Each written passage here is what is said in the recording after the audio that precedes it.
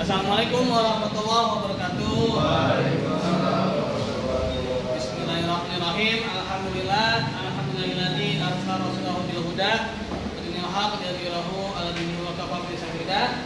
Asyhadu an la ilaha illallah wa asyhadu anna Muhammadar rasulullah la nabiyya ba'da ma ba'du. Rabbi shrah li sadri wa yassir li amri wa hlul 'uqdatam min lisani yafqahu qawli. Allahumma shalli ala sayyidina Muhammad wa ala sayyidina Muhammad kama shallaita ala sayyidina Ibrahim wa ala sayyidina Ibrahim wa barik ala sayyidina Muhammad wa ala sayyidina Muhammad kama barakta ala sayyidina Ibrahim wa ala sayyidina Ibrahim fil alamin innaka Hamidum Majid. Baiklah teman-teman, kita jumpa lagi dalam acara yang masih bukan acara Kidukba ya. Itu pertemuan kuliah kita yang ke-7 ya. 7 ya. Nah, pada pertemuan ini saya ingin kembali menekankan bagaimana sih posisi dari pembiayaan mikro syariah ini ya dalam penerapan akad-akad syariah ya. Nah, sebagaimana kita ketahui ya, dalam akad-akad syariah dan transaksi itu ya, itu ada yang haram dan ada yang halal ya. Ada yang haram ya, haram. Nah, ini kalau ini di mata kuliah fikih muamalah sebenarnya ya. Dan ada yang halal ya. Yang pastinya untuk yang mikro syariah ini yang halal ya. Kalau yang haram ya pasti nggak bisa lah ya. Wow. Nah, yang halal ya, halal ini dia akad ya, dan juga atau wa'ad ya, wa'ad ya. Jadi kalau akad itu dia udah jadi ketat, kalau wa'ad itu dia baru semacam opsi atau semacam janji gitu ya. Nah, dia ada yang namanya sosial ya. Sosial itu atau bahasanya tabaruk ya. Tabaruk ya. Itu apa yang hanya mengharapkan pahala dari Allah Subhanahu wa taala dan tempat dijari ya. Jari atau untung ya. Wow. Untung. Nah, sosial ini ada yang ini baru menurut saya. Biasanya sih kalau di buku-buku ekonomi syariah itu masih digabung, tapi ada juga yang memisahkan ya. Sosial itu sebenarnya ada yang diatur ya. Diatur itu maksudnya dia benar-benar ditentukan siapa yang menunaikan dan siapa yang menerima ya. Nah, seperti apa tuh yang diatur itu? Tentunya kayak zakat ya. Zakat itu kan diatur banget ya. Gak boleh sembarangan kan soal zakat ya. Zakat itu boleh nggak buat bangun jalan layang? Nggak boleh ya, karena dia ada asrafnya ya. Jadi nggak boleh sembarangan di zakat ya. Baik pendidikan ya Pak. Nah, pendidikan boleh karena dia masuk ke Ibnu Sabil ya. Nah, dengan pendidikan itu kayak mahasiswa nih yang membutuhkan dana bantuan itu boleh Ibnu Sabil ya. Nah, terus apa lagi? Waris ya. Waris juga diatur. Nah, terus apa lagi nih yang diatur? Ada satu lagi. Itu tentang al-anfal atau al-anfal. Harta ini ya. Anfal ya. Perang ada suatu ya. Ada namanya ghanimah. Lagi namanya apa? Fai. Fai ya, fai ya, fai. Apa bedanya ghanimah sama fai? Ghanimah itu kalau sudah menjadi pertahanan apa itu? Nah, ini kalau angkanya ya. Terus paling yang saya kalau bisa bebas ya, itu infak ya, atau sedekah. Terus apa lagi? Hibah ya, hibah hadiah ya. Apa bedanya hibah sama hadiah? Kalau hibah itu dia hadiah bersyarat ya, misalkan hibah uang tunai sebesar misal 10 juta tapi buat biaya pendidikan, berarti boleh nggak beli motor pakai dana itu? Nggak boleh ya. Tapi kalau misalkan hadiah 10 juta, terserah tuh, mau beli kulkas boleh, mau beli motor boleh ya, buat bayar kuliah boleh, dan itu memang hadiah ya.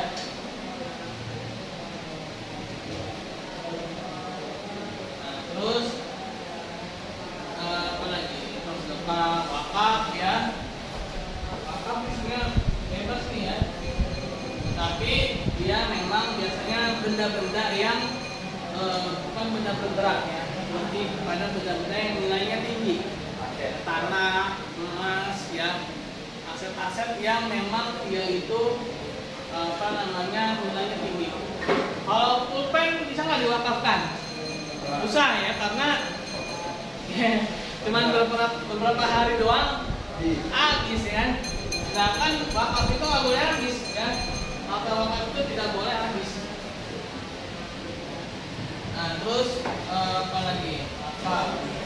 Terus wadiah ya, wadiah juga yang titipan ya.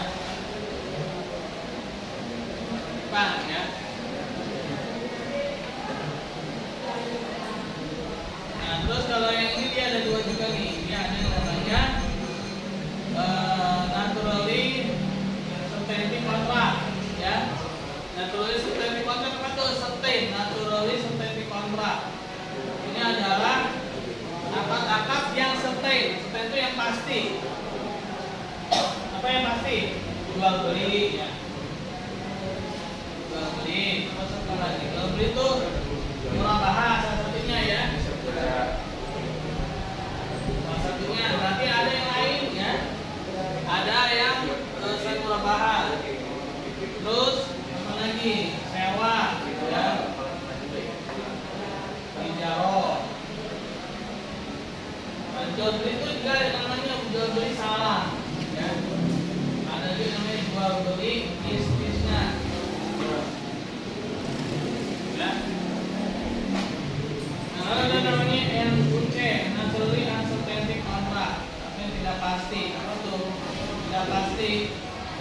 Nah, investasi ya, investasi itu nggak pasti teman-teman ya. Makanya ada yang ngajakin investasi nih, pasti dapat untung 40%, bohong ya. Yang namanya apa, investasi itu kemungkinannya 3, kalau nggak untung, kalau nggak rugi ya pas ya. Jadi nggak ada yang namanya investasi itu pasti untung ya, nggak ada ya. Kemungkinannya 3 ya, kalau nggak untung rugi pasti pas. Nah, investasi ini apa? Mudharabah dan musyarakah ya. Nah, investasi karena dia sifatnya jangka panjang ya, jadi pastinya dia butuh modal yang besar ya. Modal besar ya. Nah, lalu bagaimana ini pembiayaan mikro syariah ya? Pembiayaan mikro syariah, bagaimana posisinya si pembiayaan mikro syariah ini ya pada implementasi akad-akad ini? PNS ya. Pembiayaan mikro syariah. Mikro ya, mikro ini dia ada beberapa syarat dikatakan mikro. Dari sisi nominalnya ya, dia tidak terlalu besar. Dari sisi skala usahanya ya, terus dari sisi wilayah si lembaga pemberinya itu ya. Nah, contoh kayak apa, BMT ya, BMT atau koperasi syariah itu biasanya, bukan biasanya sih, secara peraturan ya, secara peraturan kalau BMT atau koperasi dia wilayahnya itu hanya wilayah ini aja ya, wilayah lokal ya, atau misalkan wilayah taruhlah ini Sawangan gitu ya. Nah, biasanya koperasi itu ya koperasi wilayah Sawangan gitu ya. Nah, nanti di atasnya lagi itu ada namanya BPRS ya. Di atasnya apa, koperasi ya, ada namanya BPRS. Terus di atasnya lagi namanya bank umum ya. Nah, itu ya ini sudah mulai ke makro ya. Nah, kenapa sih harus ada mikro? Kenapa harus ada pembiayaan mikro? Karena ternyata di Indonesia ini ya itu hampir mendominasi lah ya. Itu adalah pengusaha-pengusaha mikro. Ya. Karena memang di tahun 98 lalu ya, ketika terjadi badai krisis moneter, yang paling bertahan adalah mikro. Kenapa? Karena mereka itu memang bebas bunga itu, bukan bebas banjir ya, bebas bunga ya. Nah, jadi sebenarnya kuncinya itu adalah dia bebas dari bunga. Apa sih bunga ya? Apa sih permasalahan bunga? Ada yang tahu bunga nggak? Bunga ya. Bunga. Nah ini bunga ya. Ada yang tahu bunga singkatannya apa? Nah, Apa? bertambahnya uang neraka ganjaran Anda. Bunga. Nah, ini nih ya, ini yang mengerikan ya. Riba. Ya. Tahu riba apa riba? Rayuan iblis berujung azab. Ya, apa lagi tes keluar ya. Nah, bunga atau riba ini dia apa nih? Dia ini mainnya hanya di sektor moneter, ya. Sektor moneter dia naik, ya. Tapi sektor moneter itu sektor uang, ya. Dengan ada bunga dan riba, ini uang itu bertambah, ya, jumlah uang beredar bertambah. Tapi, ya, sektor real, ya, sektor realnya itu turun. Kenapa? Karena yang nambah hanya uang. Contoh misalnya ini, kita nih misalkan ya mau beli lontong nih ya, tadinya sekarang lontong di 2001 ya. Itu suka ngeledekin ini ya dulu ya, pas puasa kemarin tuh. Pak ngeledekin tukang lontong, ya kan? Bu, lontong berapa bu? Sekarang, enggak. Dia bilang gini, lontongnya 2001 mas, gitu. 2001 bu, iya. Sekarang kan 2024 bu, diketawa. Dia bilang gitu.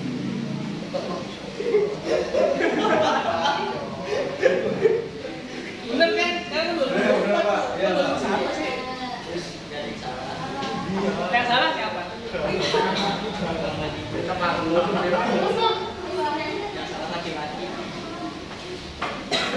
Nah, contoh kan kita beli lontong ya. Lontong yang tadinya 1000 dapat 2. Itu tahun berapa ya Bope ya? Tadinya 1000 dapat 2, 501 ya kan.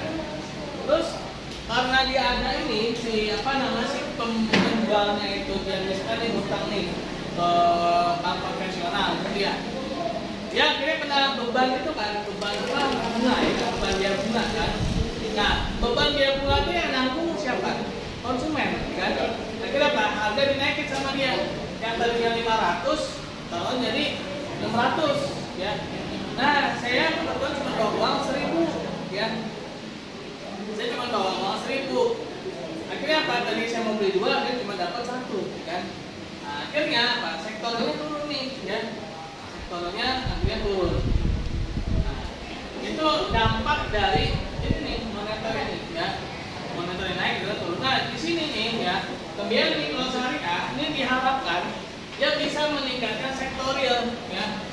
Dia bisa meningkatkan sektor real. Walaupun sebenarnya ya dalam akad-akad syariah itu semuanya ke sektor real semua ya. Hanya saja ya kalau yang di sini jadi dia membutuhkan waktu apa namanya proses yang agak lebih panjang untuk apa namanya meningkatkan sektor real ya. Nah kalau di sini ya yang sosial ini dia membutuhkan waktu yang lebih cepat. Apalagi misalnya kita zakat ya, kita biar zakat nih. Kalau fakir miskin kan nomor 1 fakir miskin kan, 1 2 ya kan fakir dan miskin ya. Nah kalau kita biar zakat itu kira-kira kita biar zakatnya pasti ke fakir miskin itu, nggak mungkin kita biar zakat ke orang kaya. Nggak pernah juga ada orang minta-minta misalkan gini, Pak minta Pak, saya belum nabung gitu kan, atau saya belum deposito, kan nggak pernah ya kan. Kalau minta bilangnya mau deposito, pasti bilangnya buat makan ya kan. Artinya apa?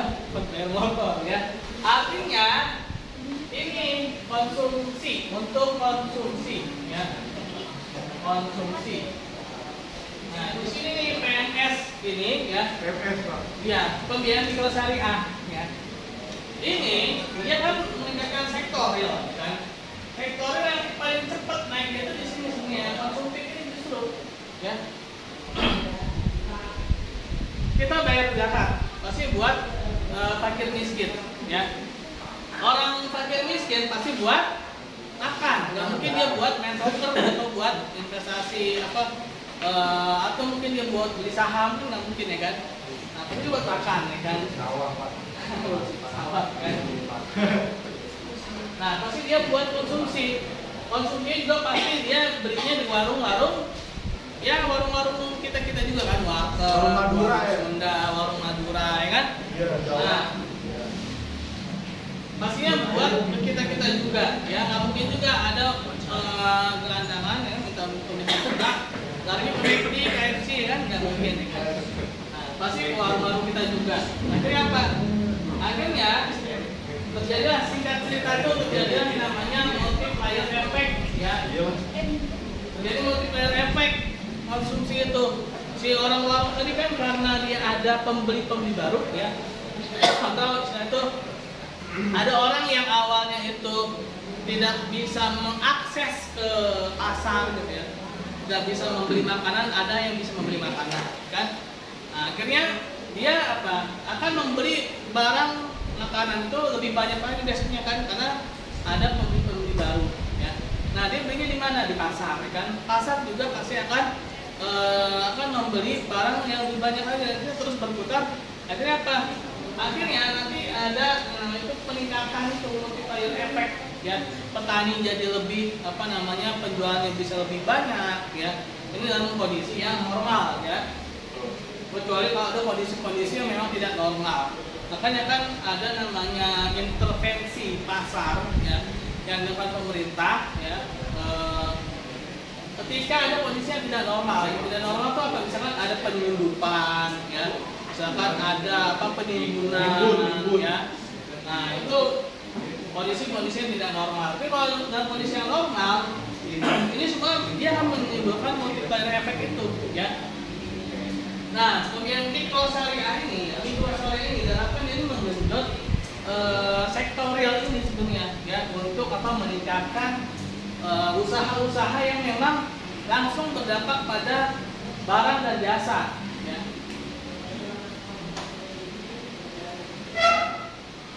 Oleh karena itu saya sering sekali menekankan ya, untuk para usaha yang mikro syariah ini memang pantasnya itu ya, dapatnya itu ya ini hibah ya, karena hibah ya. Yang penting dia jelas ininya ya, jelas track recordnya ya, dan itu punya sedikit laporan catatan keuangan, walaupun nggak sebagus perusahaan-perusahaan aku ya. Terus dia ada tokonya ya, ada tokonya itu benar-benar ada gitu ya. Terus dia ada pelangnya itu ya. Nah, berapa sih dana-dana ini ya? Kenapa sih harus dana sosial? Ya karena dia sendiri ya, ini belum tentu untung ke depannya ya. Di sini belum tentu untung ke depannya. Kalau misalkan dia pakai ini ya, yang di jari ini, kasihan nanti dia harus kontang-panting nyari untung ya kan. Nah, untung adanya ada di mana untung? Untung ada saya. Ya. Nah, akhirnya akhirnya ya nggak fokus kan. Nah, mungkin ya nanti ketika mikro ini sudah berubah menjadi makro ya, perusahaannya sudah berubah ya, barulah dia dikasih nih yang ini yang di jari ini ya. Apakah itu nanti dia pakai akadnya murabahah ya, atau kan nanti dia akadnya pakai bahkan sampai mudharabah, investasi yang luar biasa ya kan, besar-besaran ya. Tapi setidaknya itu awalnya itu harusnya ada pakai ini ya, hibah atau mungkin sedekah ya, sedekah apa namanya qard ya, atau bukan qard ya, dana qard, pinjaman ya, dana qard. Nah qard ini tau nggak? Qard ini kan ini pinjaman ya. Ini sebenarnya berasal dari kata qard ya. Tahu nggak? Apa kan kartu ya, kartu itu maksudnya apa sih? Kartu pinjaman, kartu kredit ya. Nah kartu kredit itu berasal dari kata qard ya. Artinya pinjaman ya. Kartu pinjaman ya kan, kartu kredit itu pinjaman kan. Ya. Nah qard ini ya, pinjaman ini adalah pinjaman qardul hasan atau pinjaman yang tidak mengharapkan adanya kelebihan dalam pengulangan atau pengembaliannya ya. Nah sehingga si pelaku pembiayaan mikro syariah ini ya, dia tidak merasa terbebani dengan apa namanya bunga atau dengan ya margin atau apapun itu ya, sehingga dia bisa lebih fokus untuk mengembangkan usahanya ya. Nah, ketika dia memang sudah berkembang secara aset kan harusnya ini memang secara apa ya, integral ya. Jadi harusnya ada semacam pendamping gitu ya. Dia harus dipantau tuh, misalkan nih, awalnya dia pembiayaan mikro syariah ya. Secara aset dia memang terpenuhi ya.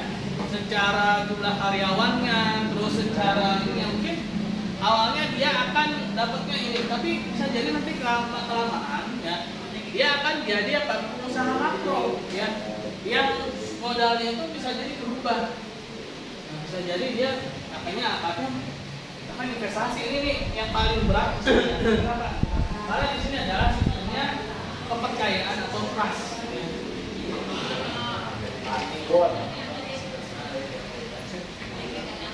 Kalau di sini kita belajar ikhlas ya. Ini belajar ikhlas kan? Yang diberikan ya udah apa namanya hilang. Nah, kemudian mikro syariah ini ya, memang cocoknya pakai hibah, hadiah atau mungkin ya. Nah, hadiah misalnya hadiah dapat gerobak gitu ya, buat apa namanya? Ya hadiah ya, pemberian gitu ya. Misalkan untuk pedagang mie ayam dikasih hadiah gerobak ya.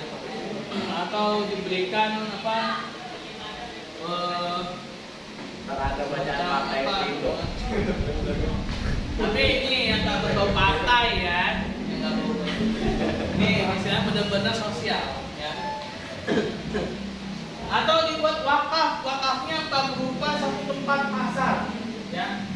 Boleh nggak sih wakaf berupa satu wilayah di satu lahan ya, di sana ternyata membutuhkan pasar, di mana para penduduk di sana itu dia sedang berdagang tapi belum punya tempat ya, sehingga direlokasi ke tempat yang memang benar-benar buat dagang dan itu tidak dipungut biaya untuk warga situ gitu kan.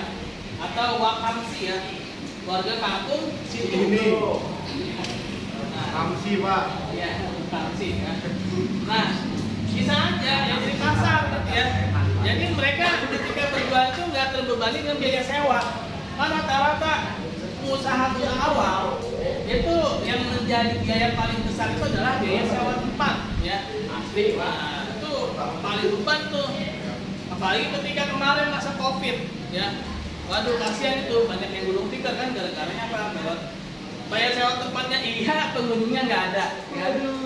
Nah, itu pastinya sangat-sangat menderita ya. Nah, ini yang udah punya tempat ya itu, ya mas, ada nggak ada ya pasti tempatnya ada. Nah, maka butuh nih wakaf berupa pasar ya, wakaf berupa pasar.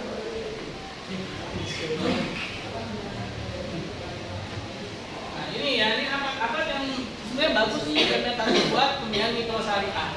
Apalagi mikro, namanya mikro itu kecil ya, di bawahnya kecil ya, kan ada kecil, ada lagi yang itu mikro ya, ada yang lebih kecil lagi namanya nano ya. Nah itu iya nano ya. Nah jadi seperti itu ya teman-teman ya, Kemudian di kelas syariah ini ya, dia membutuhkan semacam aksi yang cepat gitu ya, yang mana dia harus bisa fokus dalam mengelola usahanya dia tidak terbebani dengan yang namanya margin bagi hasil, apalagi bunga atau riba ya, apalagi bunga atau riba, margin sama bagi hasil aja dia harusnya bebas gitu ya, dia harusnya bebas dari margin dan bagi hasil, apalagi namanya bunga dan riba ya. Bunga apa? Bunga bertambahnya uang maka ganjaran Anda ya. Riba rayuan iblis Bagi berujung rayuan iblis bagi-bagi. Nah nih ada satu lagi nih, mohon maaf ya, yang suka merokok ya. Rokok ya, rokok racun obat kantuk orang kafir. Racun obat kantuk orang kafir. Mana kalau lagi begadang.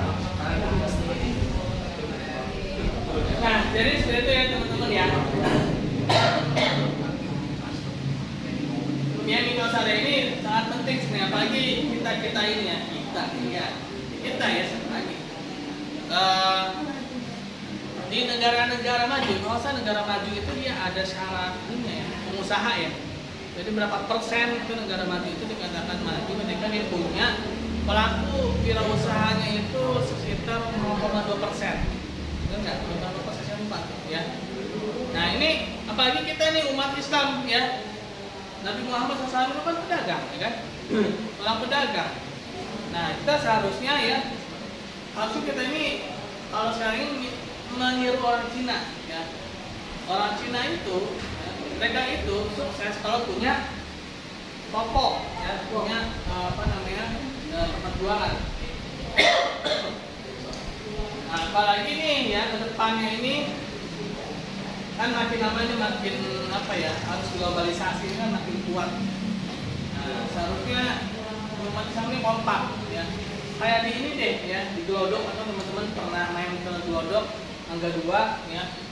Itu satu gedung itu dia udah kompak tuh. Dari sisi harga ya, dari sisi barangnya, misalnya beli komputer gitu ya. Komputer gitu ya. Padahal si komputer itu belum tentu punya komputer itu. Tapi dia bilang ada, ntar ya. Yang tadi nelfon tetangganya, ada komputer itu nggak speknya ini. Boleh dong ya. Nah ternyata udah kompak itu satu gedung ya, satu udah kompak. Nah harusnya kita tuh seperti itu ya, maksud itu kan apalagi kan banyak hadisnya ya, seperti satu tubuh bersaudara ya kan. Nah harusnya kita tuh lebih kompak daripada mereka ya. Dalam apa? Dalam beragama dan juga dalam berbisnis ya. Nah ini mikro syariah ini ya. Sebenarnya banyak irisannya. Yang mikro syariah ini irisannya salah satunya kewirausahaan syariah ya, ekonomi syariah atau fikih muamalah ya. Banyak ininya ya, semacam pengantar-pengantarnya gitu ya teman-teman ya. Oke.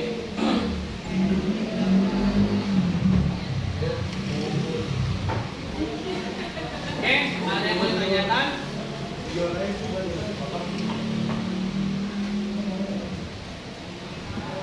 Ya ini akun YouTube saya ya.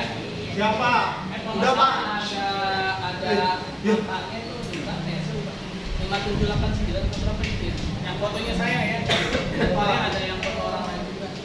Bukan saya itu maksudnya, bukan saya. Udah penghasilan pada itu ya? Ya? Udah mau netes bukan belum Pak? Belum. Iya. Belum mau net. Iya. Mana, Pak? Viewernya kurang ya. Kalau subscribernya udah di atas 1000 ya. Tapi viewernya ini belum. Ini biasa viewernya enggak. Oke, ada yang mau ditanyakan?